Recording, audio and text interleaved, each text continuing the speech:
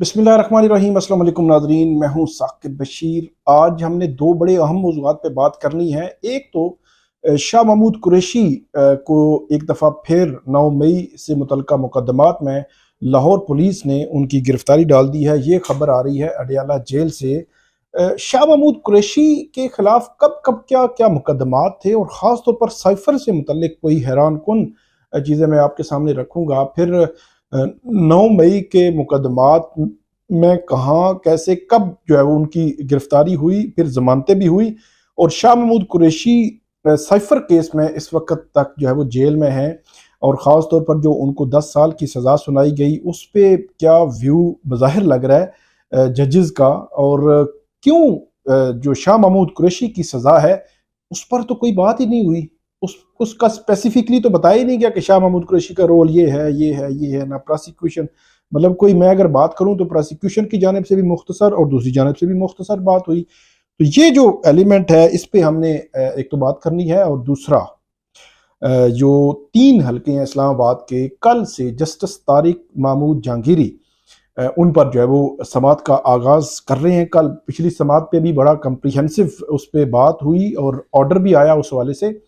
उस पर बात करेंगे कि अब क्या होने जा रहा है। उसमें दोनों मौज़ूआत पे बात करने से कबल, तफसील में जाने से कबल, आप हमारा यूट्यूब चैनल सब्सक्राइब कर लें, बेल आइकन का बटन प्रेस कर लें ताकि जब भी हम कोई वीडियो अपलोड करते हैं तो फ़ौरन आपको उसका लिंक मिल जाया करे। शुरू करते हैं शाह महमूद कुरैशी से। शाह महमूद कुरैशी जो है, जो पीटीआई की बाकी लीडरशिप है उन्हीं की तरह इनको भी उसी में रखा गया कि इनकी मर्जी, इनकी मंशा, इनकी मुआवनत से एक कॉन्स्पिरेसी जो है वो घड़ी गई है, जो उसके तहत इनके खिलाफ जो है वो मुकदमात में इनके नाम आ रहे हैं। 9-10 मई के जो वाक़यात हुए थे उन वाक़यात के तनाजुर में इनके नाम आते रहे हैं। मतलब लाहौर में अभी लाहौर का आया है, इस्लामाबाद में, पिंडी में उनके जो 9 मई के मुकदमात थे इनमें उनके नाम जो है वो आते रहे हैं। फिर साइफर केस में भी उनकी गिरफ्तारी हुई। सबसे पहले हम साइफर केस पे बात कर लेते हैं और उसके बाद हम बाकी 9 मई के मुकदमात के हवाले से बात करेंगे कि उनमें अदालतों ने क्या ऑर्डर्स दिए हैं प्रीवियस जो थे, और जो जिस तरह का आप ये कह सकते हैं जो प्रोसिक्यूशन है, जो पुलिस है, उसने जिस तरह को इस केस को हैंडल किया है, अगर इस पे जुडिशरी या अदलिया की जानिब से इस हैंडलिंग पे कि एक बंदा जो है वो इतना अरसा हो गया, इतना टाइम हो गया जेल में, तो उससे आप बजाय इसके कि कोई तफ्तीश करें, गिरफ्तारी डालें और फर्दर चीज़ें आगे बढ़ाएं, और जैसे ही ये मामला जो है वो साइफर केस का करीब पहुंचा और उसके बाद इस किस्म का जो गिरफ्तारी है, क्या अदलिया इस पे सवाल उठा सकती है और अगर उठाएगी तो उसके असरात जो है वो क्या होंगे, सारे तनाजुर पे जो है वो बात करते हैं। साइफर केस 20 अगस्त को Shah Mahmood Qureshi national press club में प्रेस कॉन्फ्रेंस करने आते हैं, वहां से बाहर निकलते हैं और उस प्रेस कॉन्फ्रेंस में शाह महमूद कुरैशी ने यह कहा कि उनकी यूरोपियन जो डिप्लोमेट्स हैं उनसे एक मीटिंग हुई, उनकी पीटीआई की जो लीडरशिप है उनसे उन्होंने बात की। उसके बाद शाह महमूद कुरैशी शायद घर पहुंचते हैं या घर के बाहर ही उनको गिरफ्तार कर लिया जाता है। उसके बाद ये पता चलता है कि ऑफिशियल सीक्रेट एक्ट के तहत जो मुकदमा 15 अगस्त 2023 को दर्ज हुआ था उसमें साइफर केस में शाह महमूद कुरैशी की जो गिरफ्तारी है वो डाली गई है। फिर जो ऑफिशियल सीक्रेट एक्ट की जो स्पेशल कोर्ट है वहां से शाह महमूद कुरैशी की जमानत खारिज होती है। उसके बाद इस्लामाबाद हाई कोर्ट में जाती है। इस्लामाबाद हाई कोर्ट के चीफ जस्टिस आमिर फारूक वो जमानत खारिज करते हैं। फिर यह मामला जाता है सुप्रीम कोर्ट में। 23 दिसंबर को सुप्रीम कोर्ट उनकी जो दरखास्त जमानत है वो मंजूर कर लेती है। और इसी दौरान जब वो वहां से अडयाला जेल से बाहर जाने की कोशिश करते हैं तो पहले तो रावलपिंडी के जो डीसी हैं वो एमपीओ जारी कर देते हैं और उसके बाद रावलपिंडी पुलिस जीएचक्यू हमला केस और दीगर जो केसेस हैं उनमें उनको बड़े जो है वो बड़े अजीबोगरीब किस्म तरीके से अडयाला जेल से निकलते हुए बड़े मतलब धक्के मार के और इस तरह जो है वो उनको गिरफ्तार कर लिया जाता है। और उनकी वो वीडियो भी आई, सोशल मीडिया पे भी आई और वो सब ने देखा कि कैसे उनकी गिरफ्तारी जो है वो अमल में लाई गई थी। इस केस में गिरफ्तार कर लिया जाता है 9 मई के मुकदमात में। उसके बाद शाह महमूद कुरैशी अंदर रहते हैं और 30 जनवरी को शाह महमूद कुरैशी को साइफर केस में इमरान खान के हमरा 10 साल की सजा सुना देती है ऑफिशियल सीक्रेट एक्ट की अदालत और जज अबुल हसनात मोहम्मद जुल्करनैन। तो उसके बाद ये मामला जो है वो आ जाता है इस्लामाबाद हाई कोर्ट में। साइफर केस की अपीलें शुरू हो जाती हैं। इनिशली जो कोशिश की गई इमरान खान और शाह महमूद कुरैशी के वकला की जानिब से कि सस्पेंशन ऑफ सेंटेंस मतलब सज़ा मुअत्तल करके ज़मानत पर रिहाई की जो दरख्वास्त है वो उस पर सुना जाए, लेकिन अदालत ने कहा कि इस पर वो साइफर केस की जो मरकजी अपीलें हैं वो सुनेंगे। फिर यूँ हुआ कि अभी 28 मई को इस्लामाबाद हाई कोर्ट ने चीफ जस्टिस आमिर फारूक और जस्टिस मियां गुल हसन औरंगजेब का खुसूसी बेंच है, उन्होंने ये कह रखा है कि हम 12:30 बजे बैठेंगे और उसके बाद हम इस केस को आप टाइम दिया है प्रोसिक्यूशन को 1 घंटा, जो सलमान सफदर है उनको पौना घंटा। तो ऑलमोस्ट अदालत ये चाह रही है कि उस दिन मामला कंक्लूड हो और उस पर फैसला जो है महफूज हो जाए। लेकिन आज खबर आई है कि उनकी 9 मई के लाहौर के मुकदमात में उनकी गिरफ्तारी जो है वो डाल दी गई है। तो 20 अगस्त से लेकर आज तक अगर जो है वो बात की जाए 26 मई तक, तो शाह महमूद कुरैशी जेल में थे लेकिन उनकी गिरफ्तारी नहीं डाली गई। बहुत सारे अदालती फैसले भी मौजूद हैं। इस्लामाबाद हाई कोर्ट में भी मुख्तलिफ अदालती नज़ीरें आई कि एक मुकदमे में अगर कोई बंदा गिरफ्तार है तो उसकी गिरफ्तारी उन तमाम मुकदमात में होगी बाकी जिनमें है। ऐसा नहीं हो सकता कि एक मुकदमे में गिरफ्तार है वो जमानत कराए तो उसको दूसरे में गिरफ्तार कर लिया जाए, दूसरे में जमानत कराएगा तो तीसरे में गिरफ्तार कर लिया जाए और तीसरे में जमानत कराएगा फिर चौथे में।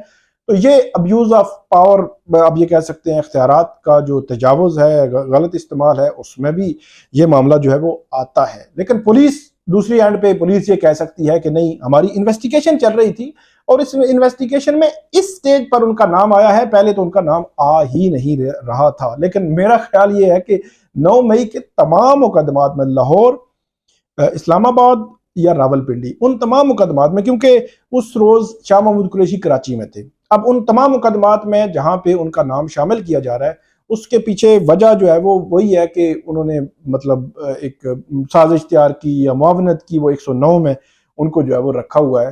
तो अगर इस्लामाबाद के मुकदमात में रखा हुआ है तो पिंडी में भी यही है और लाहौर में भी डेफिनेटली वही है। ये तो नहीं हो सकता कि वो, क्योंकि कराची में फिजिकली प्रेजेंस ऐसा नहीं है कि उनकी लाहौर में थी और वो पता चला कि पहले नहीं पता चला और अब पता चल गया है। तो ये एक बड़ा ट्रिकी सा एक मामला है जिसको डेफिनेटली अगर आप 2-250 दिन के बाद मतलब अगस्त 20 को उनकी अगर गिरफ्तारी होती है और आज तक शाह महमूद कुरैशी वहां पे हैं लाहौर में, वो अडयाला जेल में गिरफ्तार हैं, तो आज तक अगर उनकी जो है वो गिरफ्तारी नहीं डाली गई लाहौर के मुकदमात में, तो फिर अदलिया अगर कोई फैसला देगी तो फिर जो है वो गिला जो है वो मेरा ख्याल है अदलिया पे होगा, हालांकि अदलिया से नहीं होना चाहिए। उसकी मैं मिसाल आपको देता हूँ। शाह महमूद कुरैशी जो है वो इस्लामाबाद की डिस्ट्रिक्ट कोर्ट में पेश हुए, F8 में वो कोर्ट थी, असद उमर उनके साथ थे, उनकी जमानत जो है वो एडिशनल सेशन जज ताहिर अब्बास सप्रा ने खारिज की। वो फिर वहां से मतलब भाग गए और निकल गए और उसके बाद वो 2 दिन कोशिश करते रहे कि इस्लामाबाद हाई कोर्ट में पेश हों, लेकिन क्योंकि उनको ये खदशा था कि हाई कोर्ट के बाहर से उनको गिरफ्तार कर लिया जाएगा, वो पेशावर हाई कोर्ट पेश हुए, वहां से प्रोटेक्टिव बेल करवाई, फिर इस्लामाबाद हाई कोर्ट में अपनी जो बेल फाइल की। 9 मई के मुकदमात में इस्लामाबाद हाई कोर्ट के जस्टिस तारिक महमूद जहांगीरी उन्होंने उनको जमानत ग्रांट कर दी और उसमें लिखा कि उनके हवाले से प्रोसिक्यूशन ने इस स्टेज पर अभी ऐसे कोई एविडेंस नहीं लाए कि उनको जमानत ग्रांट ना की जाए, जो उनका राइट है। फिर 9 मई के पिंडी के मुकदमात हुए। पिंडी के मुकदमात में भी 23 दिसंबर को जब साइफर केस में उनकी जमानत हुई तो उसके बाद उनके हवाले से फिर जो है वो जब वो बाहर निकलने लगे उनकी गिरफ्तारी डाली गई। तो उन 9 मई के उन मुकदमात में जब 23 मई के बाद गिरफ्तारी डाली गई थी तो उनमें जमानत पता कब हुई, ये 8 फरवरी के इलेक्शन के बाद 10 फरवरी को उस जो पिंडी के केसेस में जमानत हुई। और उन केसेस में जो जमानत हुई उस जमानत में सिर्फ एक लाइन में आपको बता देता हूं और बाकी की किन ग्राउंड पर अदालत ने जमानत दी। ग्राउंड ये थी कि उसमें प्रोसिक्यूशन का मौकफ ये था कि जो ये चक्री का जो रेस्ट एरिया है वहां पे एक मीटिंग हुई, उस मीटिंग में पीटीआई के बाकी लोग भी शामिल थे, इमरान खान के हमरा, उसमें शाह महमूद कुरैशी भी थे। और वहां पे उन्होंने को प्लान किया कि अगर इमरान खान गिरफ्तार होते हैं तो उनकी गिरफ्तारी की सूरत में जो मिलिट्री इंस्टॉलेशंस हैं उनको टारगेट किया जाएगा या उनके हवाले से एहतजाज किया जाएगा। तो ये एक प्रोसिक्यूशन का जो केस है या था, तो इसमें जो प्रोसिक्यूशन की जानिब से ये कहा गया था, वहां एएसआई या पुलिस के कोई एहलकार जो है उन्होंने कहा कि वो पीटीआई के एक वर्कर बनकर जो है वो वहां पे मौजूद थे और फिर उन्होंने ये सुना और उसके बाद उन्होंने अपने बयान में कहा कि ये मामला जो है वहां पे हुआ और वहाँ पे उसके बाद ये सारा पिंडी में जो कुछ हुआ और पिंडी में इंस्टॉलेशन पर जो हमले हुए उसके बाद ये हुआ। ये मैं प्रोसिक्यूशन का केस बता रहा हूँ। तो इस पर जज साहब जो है पिंडी के, जिन्होंने 10 फरवरी को जमानत दी, उन्होंने लिखा कि एक तरफ प्रोसिक्यूशन ये कह रही है कि एक बड़ी हाई प्रोफाइल मीटिंग थी, जिस मीटिंग में एक साजिश तैयार हुई और ये इस किस्म का मामला हुआ और शाह महमूद कुरैशी और इमरान खान उसमें मौजूद थे। और दूसरी तरफ प्रोसिक्यूशन ये कह रही है कि एक आम बंदा जो पीटीआई का वर्कर भी नहीं है, पुलिस वाला है, लेकिन पीटीआई के वर्कर के रूप में वहां पे मौजूद था और उसने ये देखा और उसकी मौजूदगी में ये हुआ या उसने सुना और उसके बाद उसने जो है वो इस हवाले से रिपोर्ट दी है या गवाही दी है, तो उसकी बुनियाद पर यह समझा जाए कि ये एक साजिश तैयार हुई है। तो अदालत ने कहा कि इस स्टेज पर तो अदालत ये समझती है कि किस तरह पॉसिबल है कि एक इतनी हाई प्रोफाइल उनकी मीटिंग, आप खुद कह रहे हैं, और दूसरी तरफ एक आम बंदा जो वर्कर नहीं है लेकिन वर्कर बना हुआ है, तो क्या उस मीटिंग में वो जा सकता है? तो इसलिए ये फर्दर इंक्वायरी का जो है वो मजीद तहकीकात का ये केस बनता है। तो इस बुनियाद पर अदालत ने उनको जो जमानत ग्रांट कर दी। अब यही इल्ज़ाम जो है वो लाहौर वाले केसेस में भी है, तो लाहौर वाले केसेस में ये देखना होगा। फिर इस्लामाबाद की सेशन कोर्ट में भी 9 मई से मुतल्लिका जो मुकदमात थे उनमें भी शाह महमूद कुरैशी की जमानत, जब एक जज ने जमानत नहीं दी थी और दूसरे ने दे दी थी, और उसमें भी 2 जो जजेस थे इस्लामाबाद के चली के, उनके मुख्तलिफ थे, जो उनकी जो जमानत वाले के फैसले थे वो मुख्तलिफ थे, मुख्तलिफ सोच थी उनकी। तो बहरहाल वो मामला इस्लामाबाद हाई कोर्ट में गया, तो इस्लामाबाद हाई कोर्ट ने कहा कि इनको जमानत जो है वो दे दी जाए। तो ये सारा सिनेरियो है। फिर साइफर केस में शाह महमूद कुरैशी के हवाले से प्रोसिक्यूशन साइड से मैं भी देख रहा हूँ, प्रोसिक्यूशन ने कोई ऐसी चीज सॉलिड कोई वो नहीं लाई कि शाह महमूद कुरैशी को 10 साल सजा होनी चाहिए, या इमरान खान के वकील या शाह महमूद कुरैशी के वकला की जानिब से कोई चीज मतलब जरूरत पड़ी हो कि नहीं शाह महमूद कुरैशी को सजा तो नहीं बनती थी। वैसे आज तक जो मैंने देखा है, जो जजेस का मूड लगा है कि वो शाह महमूद कुरैशी को किस बुनियाद पर 10 साल की सजा देगी, इसकी कोई रीजनिंग जो है वो मुझे तो कहीं नजर नहीं आई। लेकिन अल्टीमेटली इस्लामाबाद हाई कोर्ट ने ये फैसला करना है, अभी कोई ऐसी जजमेंट नहीं है, लेकिन होगा क्या वो तो फैसले में जो है वो पता चलेगा कि फैसला अदालत किस तरफ जाती है। लेकिन मुझे जो है वो उन आर्गूमेंट्स में चीजें जो है वो बज़ाहिर नजर नहीं आई। तो इस बुनियाद पर देखें 10 जो है वो 20 मई 2000 जो 20 अगस्त 2000 जो 23 से लेकर आज 26 या 27 जो है मई हम जब बात कर रहे हैं, तो तब तक जो है वो ये मामलात हैं। तो देखते हैं कि फर्दर फिर अब शाह महमूद कुरैशी के मामले में क्या होता है और अदलिया इस हवाले से क्या करती है। दूसरा मामला है जो आज से जो जस्टिस तारिक महमूद जहांगीरी हैं, वो इसमें आज जो केसेस हैं इस्लामाबाद के 3 हलकों के, उन केसेस में जो समातें हैं वो शुरू करेंगे और तीनों हलकों में अलग अलग दिन मुकर्रर किए गए हैं। तीनों हलकों के रिटर्निंग अफसरान को नोटिस हैं, इलेक्शन कमीशन के हुक्काम को नोटिस हैं, जो तीनों हलकों में MNAs जो जीते हुए हैं फॉर्म 47 वाले उनको नोटिस हैं। तमाम को ये कहा गया है कि आप अपने अपने एफिडेविट्स जमा करवाएं, बयान हल्फी जमा करवाएं। बड़े वाज़ेह अंदाज में अदालत ने लिखा है कि अगर कोई जो है वो बयान हल्फी, कोई एफिडेविट गलत होगा, चीटिंग होगी, कोई फ्रॉड होगा, तो उसके कॉन्सिक्वेंसेज होंगे, जेल में भी कोई बंदा जो जा सकता है। फिर हलफ की बात हुई, कुरान पे हलफ लिया जाएगा, जितने भी गवाह आएंगे। फिर जो मुस्तफ़ा नवाज खोखर हैं वो ये कह रहे हैं कि मैं खुद जो है वो आऊँगा और खुद जो है वो मैं अपने फॉर्म 45 लेके आऊँगा। अगर वो फॉर्म 45 लेके आते हैं तो फिर क्या पोजीशन होगी। फिर जो यहाँ पे ये भी बताया जा रहा है कि TLP के कोई लोग हैं वो भी हारे हुए हैं, लेकिन वो भी फॉर्म 45 जो है वो PTI के उम्मीदवारान जो है उनके हक में लाने के हवाले से सोच रहे हैं। और वो इनको तमाम जो उम्मीदवार हैं उनको रिस्पॉन्डेंट भी बनाया हुआ है इन्होंने, और उनके हवाले से PTV, डॉन, द न्यूज़ और जियो पे इश्तिहारात चलाने का भी ऑर्डर कर रखा है जस्टिस तारिक महमूद जहांगीरी ने। और जस्टिस तारिक महमूद जहांगीरी ने उनको कहा था कि 7 दिन है आपके पास, आपने जवाब देना है और हम आप केस आगे बढ़ाएंगे।